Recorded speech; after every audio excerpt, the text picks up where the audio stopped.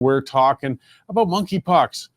Yeah, or mpox, as they like to say. Authoritarians, they're eager to return to the heady days of national emergencies with some sort of infectious disease to keep everybody afraid. They've been desperately seeking a new pandemic for a couple of years, and so far they've been out of luck. I mean, the bird flu failed to captivate the developed world despite the best efforts of legacy media, and now the establishment's trying again, and this is the second round of it, to convince the world that monkeypox is indeed going to surge and threaten us all.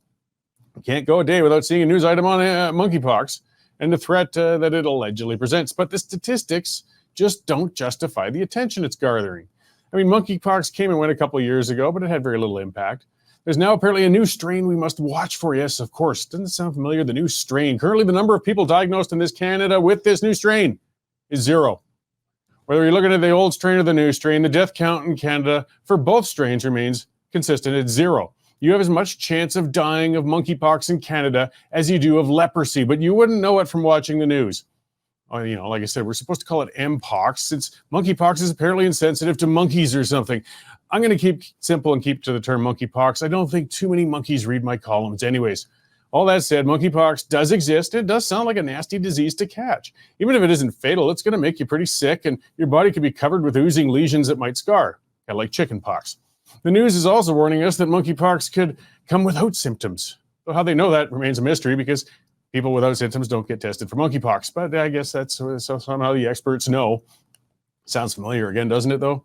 Asymptomatic COVID, I mean, that swept the world as well. Diseases have become so sneaky we can't even tell that we have them anymore. Now, part of the issue with monkeypox is that it's being predominantly spread among the gay male community. That adds a political sensitivity element to the whole issue, which tempts folks to try and claim this disease threatens everybody because we don't want to offend anybody. But that's a dangerous and stupid approach to take with an infectious disease. That approach to a novel disease was done before, and it came at a cost of untold lives. You got to remember, for those of us old enough, when AIDS first came upon the scene in the early 80s, the first reports were blunt. It was pretty frightening. A new disease was sweeping the gay male community, predominantly in California, and it was fatal. It was called gay acquired immune deficiency initially. Yeah, GAIDS.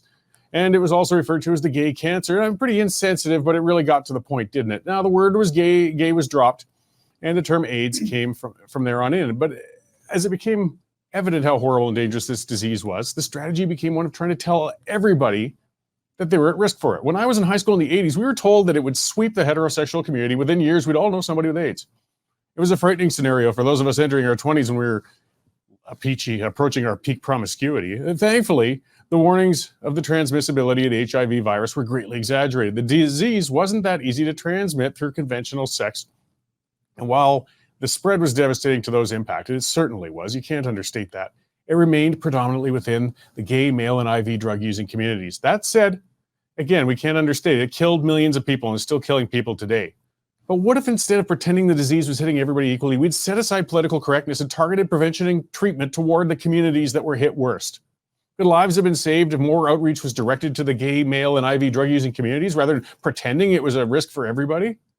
Resources for diagnosis, prevention, and treatment surely could have been better utilized and more effective if they'd been directed to the areas where they were needed most. Instead, our medical experts and social services were running around trying to tell heterosexual high school kids that they were at high risk when they weren't. The disease never spread as they said it would, but the fear sure did. Now, monkeypox isn't the threat that the panic porn pushers are trying to make it into, but it still can be terrible for those affected. But let's not repeat the errors of the 80s and succumb to political correctness rather than being guided by medical reality.